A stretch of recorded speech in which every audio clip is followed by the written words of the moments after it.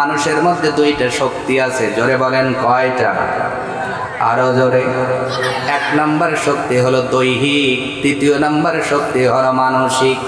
আল্লাহ রাব্বুল আলামিন আমাকে আপনাকে দৈহিকভাবে যা যা দিয়েছেন, অঙ্গ প্রত্যঙ্গগুলো দিয়েছেন, আর মানসিক যে চিন্তা ভাবনা করার শক্তি দিয়েছেন, এই দুইটা শক্তি দিয়ে কোনো মানুষ যদি চিন্তা ভাবনা করে ভালো কাজ করে, আল্লাহ পাক তাকে জান্নাতুল ফেরদাউস দিবেন অথবা জান্নাতুল আদম দিবেন। আটটা জান্নাতের মধ্যে যে কোনো একটা জান্নাতের অধিবাসী বানাবে। আর যদি তার দৈহিক এই অঙ্গ প্রত্যঙ্গ আর তার চিন্তা ভাবনা গুলো আল্লাহর পথে যদি খরচ না করে, কোরআনের বিধি মোতাবেক যদি ব্যয় না করে, আল্লাহ রাব্বুল আলামিন বলেন এই মানুষগুলোকে সুম্মা রাদাদনাহু আসফালা সাফিলিন, এরাই যাবে একদম নিম্ন থেকে নিম্ন স্তরের মধ্যে। আওয়াজ তুলে বলা যায় না নাউজুবিল্লাহ। এই দলে কারে একটু উদাহরণ দিলে ভালো করে বুঝবেন। বলেন তো, জঙ্গলের মধ্যে বাঘ শিকার করে কি করে না? বলেন, শিকার করে। আর যদি একটা পশুর প্রয়োজন হয় একটাই করবে, যতটুকু খাইলে আর পেট ভরবে ততটুকুই শিকার করে। এবার মানুষের দিকে তাকান, যখন কোনো মানুষ অন্য মানুষকে আঘাত করে, দলাদলি হয়, মারামারি হয়, যখন একটা গোষ্ঠী অন্য গোষ্ঠীর উপরে হামলা করে, যখন মারা শুরু করে, একজনকে মেরে ক্ষান্ত হয় না, মারতে মারতে মারতে মারতে হাজার লাখ পার হয়ে গেলেও মারা বন্ধ হয় না। এইবার বড় মুসলমান, এই জায়গায় ওই বাঘের চাইতে এই জাতীয় মানুষগুলো ভালো না খারাপ? জোরে এই কথা কি আমার? কার কথা? কার কথা? রব্বুল আলামিন ডাক দিয়ে বলছেন কোরআনুল কারীমের একটা আয়াতের মধ্যে, উলাইকা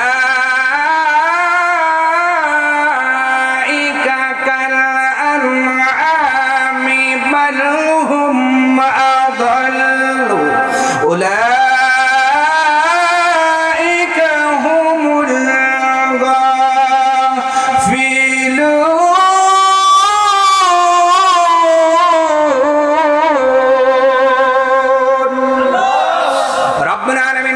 মানুষের মধ্যে কিছু আছে চার পায়া জানোয়ার। কার কথা?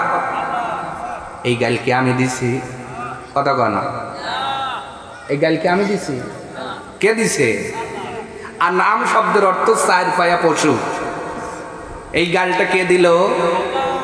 রব্বুল আলামিন বলছেন মানুষের মধ্যে কিছু আছে চার পায়া জানোয়ার, বাল হুম আদল, আবার কিছু আছে তার চেয়ে নিকৃষ্ট। নিকৃষ্ট তারা যারা নিজের জাতিকে মারার সময় এই কথা বলে যায়, তারা আশরাফুল মাখলুকাত। বলেন তো, পৃথিবীর ইতিহাসে এমন মানুষ আমাদের সামনে এসেছে যারা নিজের স্বার্থের জন্য মারা শুরু করলে মারা কখনো বন্ধ হয় নাই। দেখে না বলেন, ফিলিস্তিনের দিকে তাকান, নামাজরত মুসল্লির উপরে বম্বিং হচ্ছে।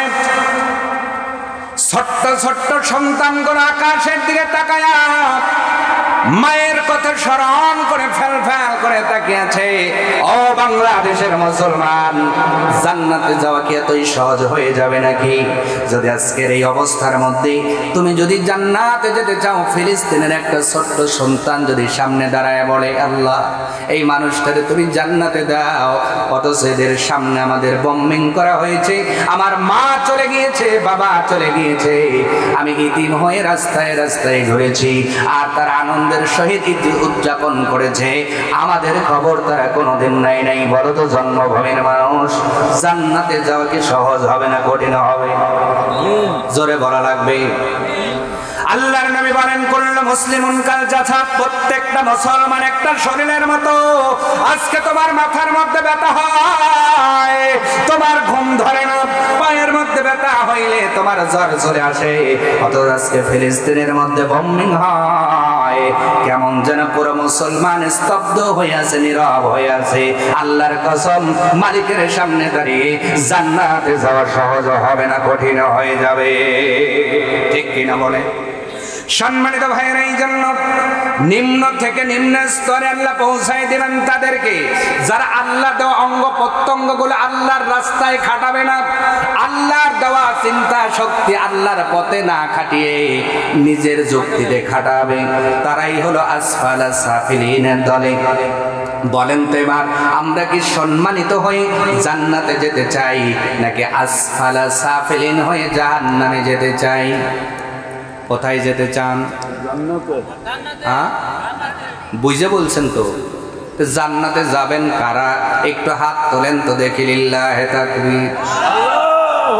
সবাই বলে হুজুর জাতে মাতাল, তালে ঠিক। জান্নাতে রিলিফ দেবে আসলে আমরা আগের কাতারে, ঠিক না?